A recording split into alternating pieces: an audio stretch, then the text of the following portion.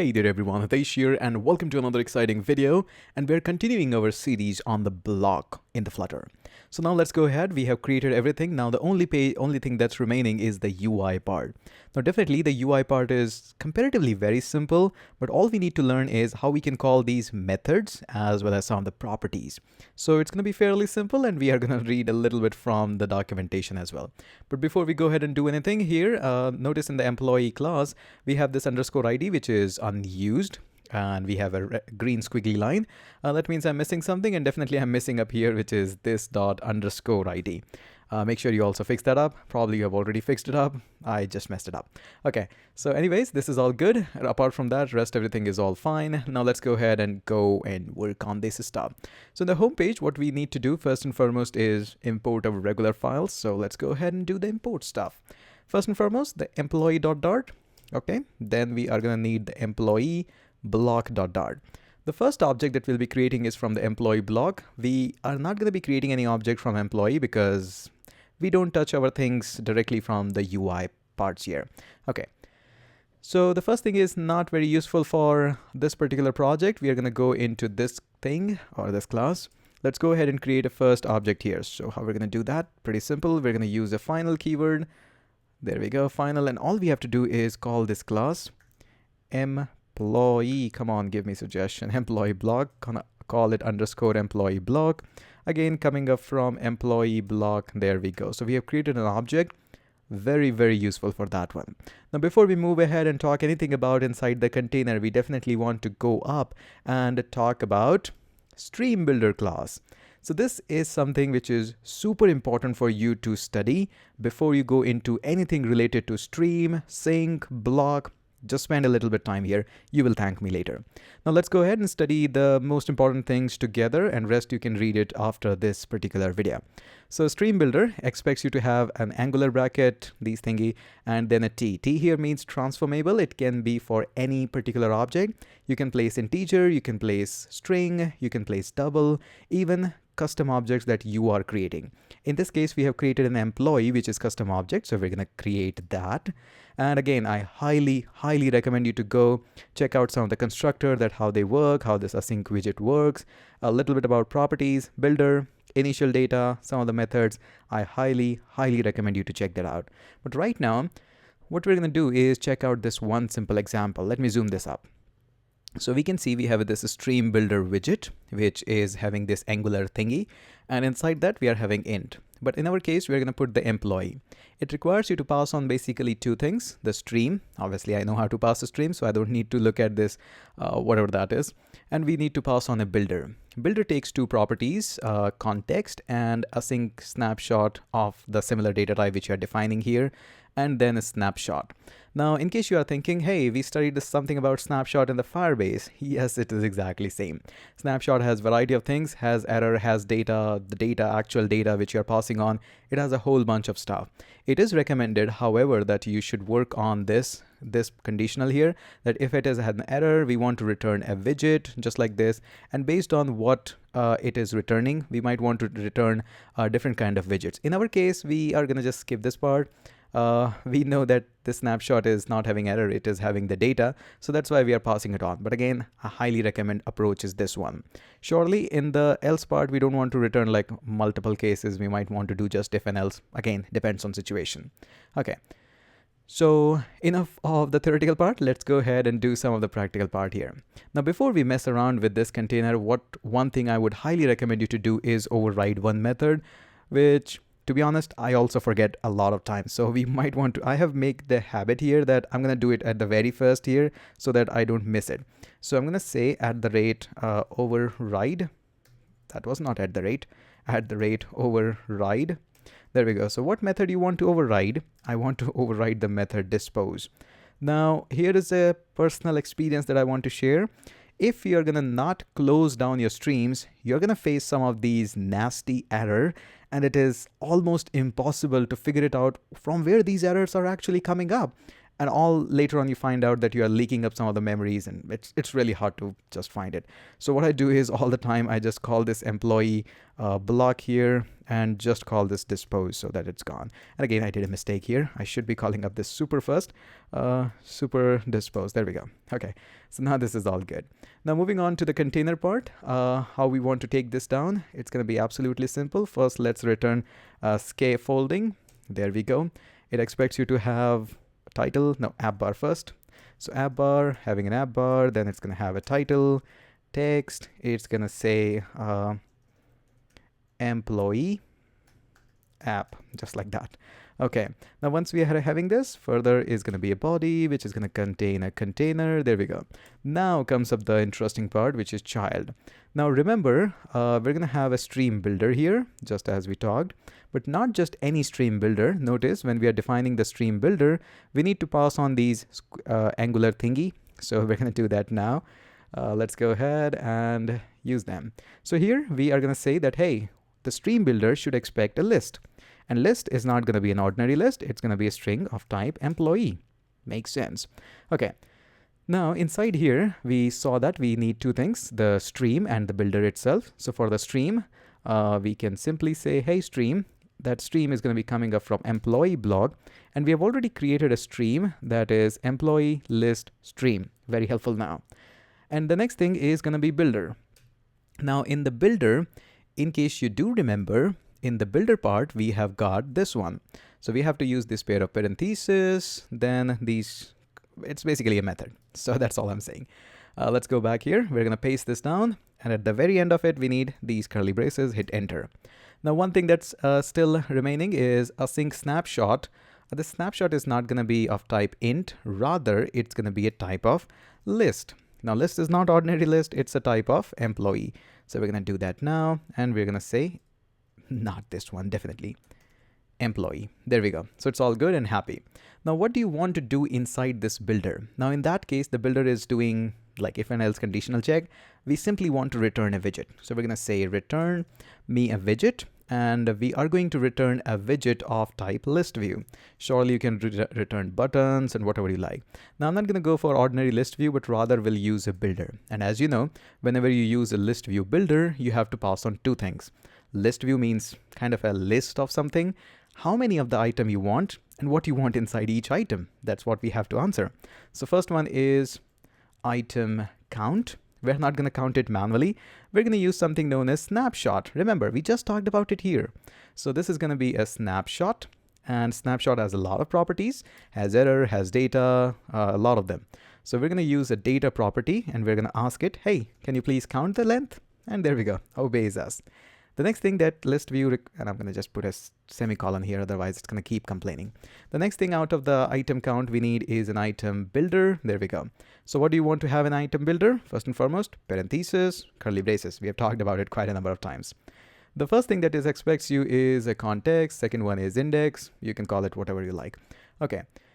So what do you want to return inside the list view? Surely we can return just a text view or maybe a button to prove our concept, but we're going to do a little bit more styling. We're in the Flutter. Everything should look beautiful. So we're going to return a simply card element. There we go. I'm going to put a colon there and we'll add some of the properties inside the card. The first property that we're going to have is elevation. I'm going to go for big elevation, like 5.0. I know that's too much, but I want it. And then the second thing is child. Inside the child, we're going to have a row because we want to display a whole lot of properties horizontally.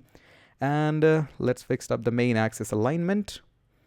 And the main axis alignment is going to be space around. Okay. So that is all good. Now, definitely we can have a lot of children's. There we go. A widget of the children's. Okay. What the concept we are going to follow is we're going to wrap everything in just container so that it looks right out of the box good. So we're going to have container. There we go. Inside the container, let's have a little bit padding of 20. So this is what we have got, 20.0. And then we can have a child. There we go. Now inside the child, we're going to use a text property. There we go. The text is going to be coming up something like this. So we're going to use, let's use the double quotes, $, a pair of these guys. And now let's call this. First and foremost, to get any property here, we need to call this snapshot.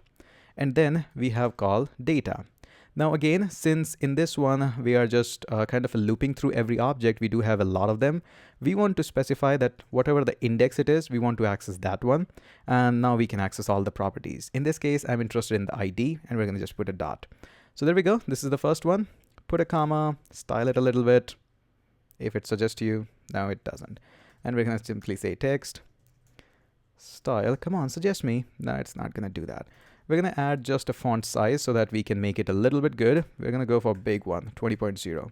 Okay. Save that. Looks all good. Looks all awesome. But we want a couple of more things to be done up here. So what we're going to do is I'm going to copy this container. Okay. Put a comma and add one more container. And now instead of this text, I'm going to go and add a column because I want to display name and the salary below it. So definitely it makes sense. Or probably I could have wrapped it up in the column. I can do it actually. Let's go ahead and try this out. We're going to press Command and dot, and we're going to say wrap with column. Ah, that's nice. That's awesome. So we're going to have a text, and this time it's not going to say, we actually want to add one more property in this column, which is going to be cross-axis alignment. And then we are going to say cross-axis alignment. We want to just start from start. Okay. That's okay, that's all good. And in this one, what we want to do is reduce the size to 18. Definitely don't want to access ID here. I want to access name. Come on, there we go. And I want to add another text here. This is going to be text widget. Hit enter. And I'm going to directly add this time. So I'm going to just say, I definitely want to have rupee now. Actually, I'm going to hit Command Z a couple of times. I just want to copy this. I'm going to be lazy. Yeah. There we go. And what I'm going to do is this time I'm going to access salary. And this one is going to be a little bit smaller. Probably we can go for 16. Definitely want to add a bold statement here, like bold syntax. Now it's time that we define some of the symbol as well. Let's go and have fun with it. I'm going to go on Google. And I'm going to search for rupee symbol, and we'll introduce you some of the amazing guys. So go ahead and read a little bit about on the Wikipedia about this amazing guy, Uday Kumar. So you definitely want to, just a side note, you want to check them out. Where is the Uday Kumar? There we go. Uday Kumar, a former guy from the IIT Bombay. Amazingly humble. I happened to meet him once in the conference. He is quite common there. So if you meet him, told him, say hello to him. Now we're going to just copy this here. Hopefully it's going to just paste it. There we go. So we're going to say rupee. And again, don't get confused. Dollar is for this entire one stuff. Rupee is just for fancy stuff. Text formatting. Okay. So this looks good. And this looks okay. And we're going to save that. And now we're going to come up here. We're going to press hot restart to quickly get a restart. And hopefully our application is going to come up here. Let me bring my simulator from other screen to here. And there we go. And definitely we have chosen the space around. That's why extra spacing here. But list looks good. We are able to get that one and employee one. Rupee symbol is also going pretty nice. I am happy with it. Now we need to do a couple of more stuff. This is all pretty good, pretty amazing. Now we're going to move it aside just up here. Now I want to add a couple of buttons because we have to enable the functionality so that somebody can click on it. We do have a listener for that can update things automatically here. Okay, so for that, I have to go to this container. Okay, where are you, container? There you are, and I'll add another container. We are already in the row, so that's why we are just aligning things horizontally. Let's go ahead and add container. Come on, container, there we go. This container is going to have a child. The child is going to be, let's use icon button. They are super easy to create. Hit enter, and this is going to have an icon. The icon that we are going to use is going to be from icons, too many times icons. And we're going to go for thumbs up. There we go. So thumbs up we are going to use. Definitely would love to change the color on this one. So color is going to be colors dot green because, you know, thumbs up. Okay. The color is all good. And we do have an on press property as well, which we are going to just fake it like that for a moment. Okay, so this looks all good. And now we're going to have a container. So we're going to copy that. Copy. Okay. And put a comma.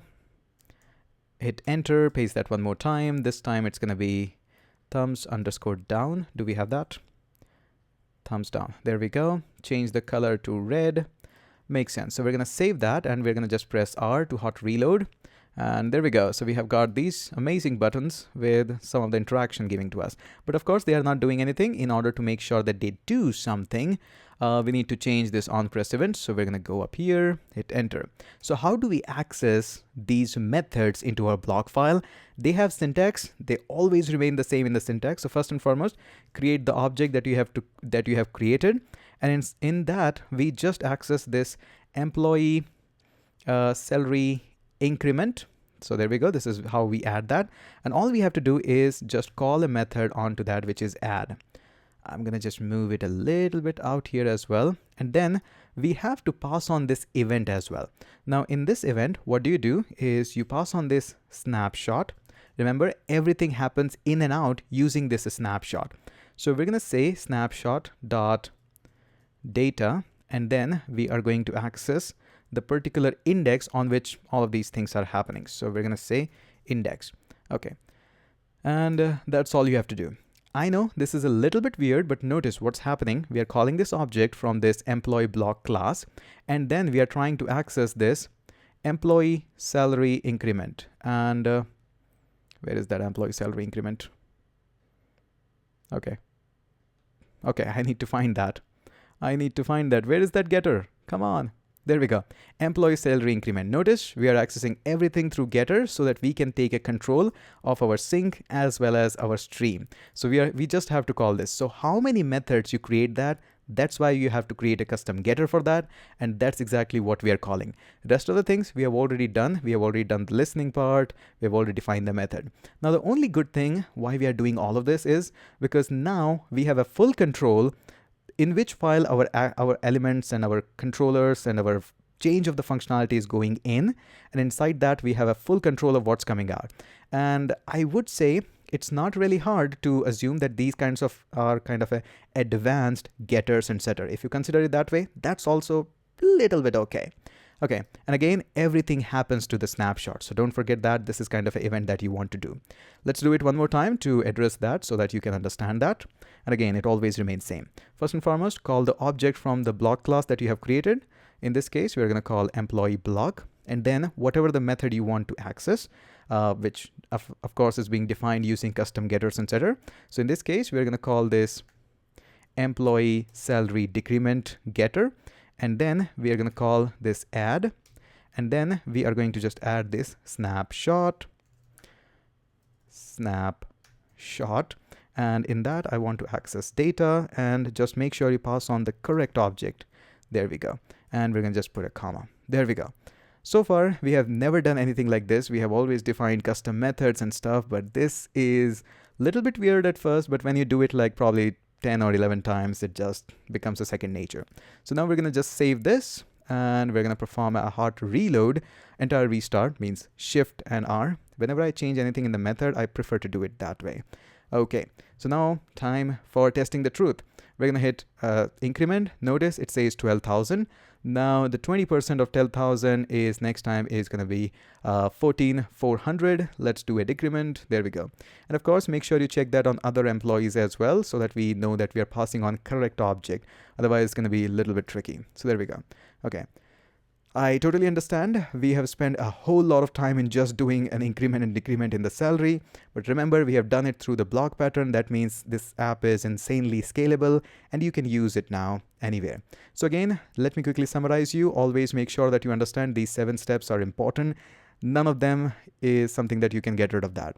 Again, in the employee, the most important thing in the home page is first and foremost, you create an object from this employee block class. And no matter what your view is, you might want to wrap that around into the stream builder that has an access to all these streams and everything. Once you are done with that, whenever you are calling a method, we need to call this method into a similar fashion and similar style. That's the foolproof, always going to work kind of a stuff. I know this video is almost 20 minutes long, but that's exactly what planned up so that we can actually nail it down once and for all. So that's it for this video. I hope you've enjoyed it. And I truly apologize for making such long videos, but I wanted to nail down the concept once and for all. That's it for this video. I hope you have enjoyed it. In case you have enjoyed it, do join me up on social media like YouTube, Instagram and stuff. That's it for this one. Let's catch up on the next one.